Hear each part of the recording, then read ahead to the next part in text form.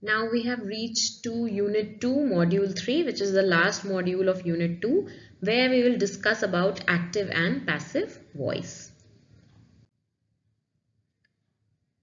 So this presentation will focus on active and passive voice, how we use them, and what are the differences between the two of them. Now first we'll talk about understanding the difference. Now what is active voice and what is passive voice? When the subject is performing the action, that is the active voice. Okay, the cat is chasing the mouse. The subject here is the cat, verb is chasing, and the object is mouse. So chase कौन करता है? Cat पीछा करती है mouse का. Okay, so subject here is cat and cat is performing the action. That is the active voice. Now when we talk about passive voice, the subject receives the action. So the major difference is in active voice, subject performs the action, and passive voice, subject receives the action. How subject receives the action? Let's take the same sentence. The cat is chasing the mouse. In passive voice, we will say the mouse is being chased by the cat. Now the subject is receiving the action. Whatever the action is happening, the subject is moving to the end of the sentence and it is receiving the action. Next is active voice. We will now study about active voice, where we all know that subject performs the action. Now what are some terms related to active voice? The first one is directness. The subject is the focus of the sentence. In active voice, the subject is the focus of the sentence. Okay, we will just focus on the subject. Like the same sentence, the cat is chasing the mouse. Here the focus is cat because the action that is happening is done by the cat. So the focus will be the subject who is performing the action. That is directness. Okay. Next is clarity. Active voices are very clear to understand. Okay, the sentence is easy to understand. The cat is chasing the mouse. It is very easy to understand. Even if a person is new to the language, that person is also understanding it very clearly. The cat is chasing the mouse. मतलब बिल्ली पीछा कर रही है चूहे का. It's very easy. Last is conciseness. The sentence is shorter and more efficient. Okay, there are not many words in active sentence. The amount of words are shorter. So the sentence is very efficient and shorter and easy to comprehend or understand. Okay, so when we talk about active voice, we talk about directness, we talk about clarity, and we talk about conciseness. That's why all the novels are mostly written in, almost every novel is written in active voice only, because the writer wants the reader to understand and comprehend the novel properly. Without understanding, how you will get the story, right? How you will get the crux of the book, how you will get the themes of the book. So the books are written in active voice because it is easy to understand and we focus on the subject and it is more efficient writing. Next, we talk about passive voice, where subject is receiving the action. So first point is emphasis on the action.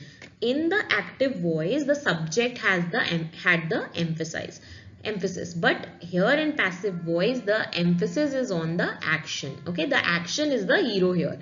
So the action is highlighted, not the doer. Okay, so when we say the mouse is being chased by the cat, we are putting more pressure on chase, and the chase word is more highlighted because it's the action that matters in the passive voice. Okay, next is formal tone. Now passive voice is a very formal tone and we use in a very formal way, used in scientific writing and legal documents. Okay, so scientific writing and legal documents are all very formal tone, all written in a very formal tone. We cannot write in a romance novel, we cannot write in passive voice. It will be very boring and very difficult to understand. Okay, then last is avoiding responsibility.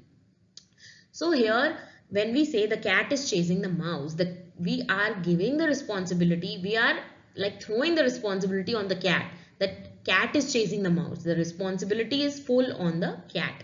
Now here we didn't say that the cat is chasing the mouse. We are saying the mouse is being chased by the cat. So we are not giving the responsibility to the doer. Okay, it is just mentioned explicitly. Okay.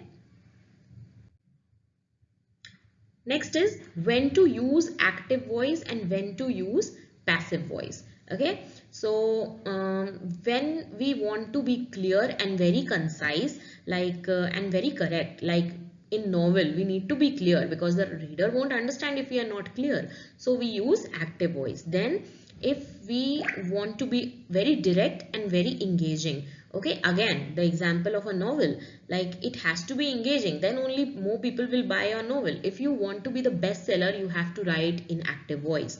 Okay, then last is general writing. Whenever we are writing generally, we are writing an essay, we are writing a letter, we always use active voice. Okay, next is passive voice.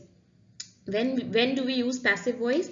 When we have to emphasize on the action. Okay, now if we say the letter was written by Rahul, okay, so we are emphasizing on that Rahul was writing the letter, we are emphasizing on the action, not Rahul. Okay, then for formal tone, again I told you, for scientific writing, for legal writing, for formal tone writing, so passive voice is used then. Next is benefits of active voice. So in past two slides also I talked about when do we use active voice. Those are only the benefits of active voice, right? Like it is engaging, it is very clear, it is very concise, it makes writing more direct and vivid, it avoids ambiguity and confusion, it uses fewer words and avoids unnecessary complexity. So it avoids, now there is a word written ambiguity. The word ambiguity means confusion only. Okay, it is like a synonym to confusion. Okay, so there are no confusions when we are talking in active voice, or whenever we are writing in active voice, there is no confusion. Even if a person is new to the language, they can understand very well the active voice. Okay. Now we talk about the benefits of active voice, but we also talk about the drawbacks of passive voice, because passive voice does not have benefits. It mostly has drawbacks only because it is difficult to understand. It is very formal. So first, it's written vague. Vague means, literally vague means ajeeb. Okay, so it obscures who or what is performing the action. We Someone who is new to the language and not very expert in the language will get confused. Oh, who is doing the action? The mouse is chasing the cat is chasing the mouse, because we are used to the active voice, we are not very used to the passive voice. Okay, next is passive. Now what is passive means? It is very plain, it is very boring. You cannot use much figure of speeches in passive voice, you cannot enhance your writing in passive voice, you have to write in a plain way. So passive voice is very boring. It can make writing sound lifeless and uninteresting. Then last is wordy. Okay, it can lead to longer, more complicated sentences. Now, the words in passive voice are more compared to active voice. So it is very wordy, and there are longer sentences. So it is difficult to comprehend those sentences. Now, how to identify active and passive sentences? Well, I already told you the subject performs the action, it's the active sentence. When the subject receives the action, it's the passive sentence. And look for by. Okay, the mouse is chased by the cat. So the by word is used in passive sentence. So if by is written, it is a passive sentence. Last is techniques for conversion. Okay, so very important thing in any part of grammar. First, in any sentence you have to identify subject, verb and object. Then only you can convert, then only you can put the subject at the back and the object at the front, and you can make the sentence as the subject is receiving the action. Okay, so you need to identify the subject, the verb and the object. Then only you can convert from active to passive voice. So thank you. Here we end active and passive voice.